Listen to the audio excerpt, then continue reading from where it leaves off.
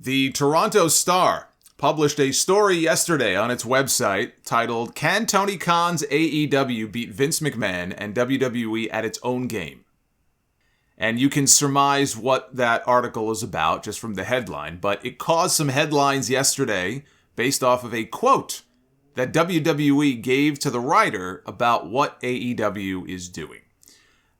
Now, Wade Keller of the Pro Wrestling Torch, I've been a guest on Wade's shows on the Torch in the past many times before. He was interviewed and he talked about AEW having more authentic sounding, unscripted interviews and more violence than you would find on WWE television these days. He said Vince McMahon's inner circle are as disconnected from what's cool and attractive to the 18 to 35-year-old audience as he is. And he isn't feeling any urgency to stray from his decades-long proclivities and preferences that have largely served him well over the years. Which is true. It's why you hear me and a lot of other people use the word formulaic for a lot of what we see on WWE television. It's a formula that he does not like to stray from because he still makes money with it. And then came this part. In an exclusive statement provided to the Star, WWE referenced a bloody women's tag team match put on by their competition, where Penelope Ford and the Bunny took on Ty Conti and Anna Jay on AEW's December 31st Rampage show. They said that is not what they are willing to do. Their statement reads as follows. If you look at the gory self-mutilation that bloodied several women in the December 31st event on TNT, it quickly becomes clear that these are very different businesses. We had an edgier product in the Attitude Era, and in a 2022 world, we don't believe that type of dangerous and brutal display is appealing to network partners, sponsors, venues, children, or the general public as a whole. I could do without some of the excessive blood and blading that they do in AEW. I think there's a time and a place for it. It worked well, I thought, in the title matches between Hangman Page and Bryan Danielson, for example, getting some color. Or even in the cage match at All Out last year with the Lucha Brothers and the Young Bucks. I do think AEW goes a little overboard with it sometimes. But WWE acting all morally superior is the funniest shit that I have read in days. It's only been days. I can't even say weeks or months. It's only been days since Ric Flair and Hulk Hogan opened their mouths and embarrassed themselves as their brains continue to rot. But this is almost as amusing. That statement was probably written by Vince McMahon himself, or dictated by Vince McMahon himself. That is absolutely a Vince McMahon statement, right down to using the word self-mutilation. He literally wrote letters to Ted Turner in 1996 asking him to stop the practice of self-mutilation on WCW shows when the wrestlers would blade themselves. He was talking about how Hulk Hogan now on television for weeks has been whatever word it was that he used, but he's been bleeding all over the place.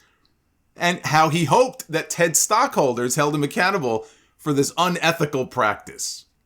Vince McMahon could not give 15 shits about blading or unethical practices. He made himself a billionaire off unethical practices. I just talked about some of them when I was discussing the MLW lawsuit. He was trying to fuck over WCW at a time when Turner was looking to merge with Time Warner, which they eventually did later that same year. It was more than just a few letters that he wrote. He was publicly, for months, he was publicly trying to dirty up WCW as much as possible with the hope that the deal wouldn't happen.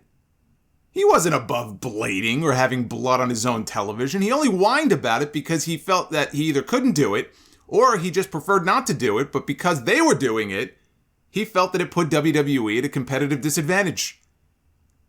If it wasn't for those sponsors and network partners they talk about, they wouldn't hesitate for a second to put matches like that on TV, if he thought that it would sell tickets or move the ratings needle. Not because they have any sort of moral code. You're out of your fucking mind.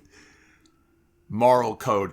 The idea that he would only mention the Attitude Era as if they haven't done anything like that in the 25 years that have come since then is a fucking riot, considering it was only 6 years ago, and I can't even believe it's been that long, but it was only 6 years ago at SummerSlam, they had Brock Lesnar intentionally split open Randy Orton's skull with hard-way elbows.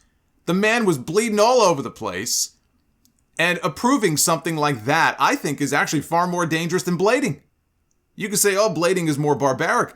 I think coming up with an idea, here's what we're going to do in our match tonight, or this is what Brock wants to do, so we'll let him do what he wants to do, and having a guy go out there and actually take his forearm or take the point of his elbow and open up another human being on purpose, and that Orton's bleeding all over the place, I think that's worse. That's far more dangerous. To purposefully open somebody up like that. Orton is a fucking maniac for even agreeing to that. So is John Cena when Brock did that to him at Extreme Rules when Lesnar first came back to the company. It's actually 10 years ago. So spare me the self-righteous bullshit. Let's be honest about why they made that statement. It's because there were women involved. That's the only reason they singled out that match. That's it. They think it's barbaric seeing 4 women bleeding on TV. Meanwhile, Britt Baker and Thunder Rosa had one of the best matches all year in 2021, which helped elevate Britt Baker to superstar status in that company. She was already a star, but then that just elevated her to the next level. So I think it's fine to call out Tony Khan and AEW when they get excessive with it. There's a time and a place where that kind of thing works, and it shouldn't matter what you've got between your legs. And you know what? Maybe WWE's network partners don't like it, but TNT doesn't seem to have a problem with it, or they would have put the kibosh on this after the first time they did it. But WWE taking the moral high ground will never not be funny to me. It'd be like Hulk Hogan being named an ambassador for the NAACP. And finally, actor and comedian Bob Saget was found dead last Sunday in his hotel room in Orlando. He was on tour and had just performed the day before in Jacksonville. He was only 65 years old. The news broke only a few hours after I uploaded the podcast, so I didn't get a chance to talk about it. But very, very sad to hear that. One of the best TV dads of all time, Danny Tanner on Full House, a show that I used to watch religiously when it was part of ABC's TGIF block on Friday nights. Thank God it's Friday with Full House. It was always Full House first at 8 p.m. And then we had Family Matters with another great TV dad. Shout out to Carl Winslow. And then at 9 o'clock you had Perfect Strangers.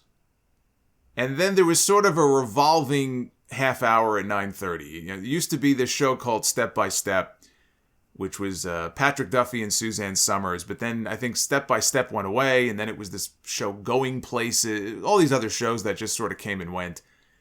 But I was a TGIF kid growing up. This is back when TV sitcoms had really catchy theme songs, which they really don't too much today.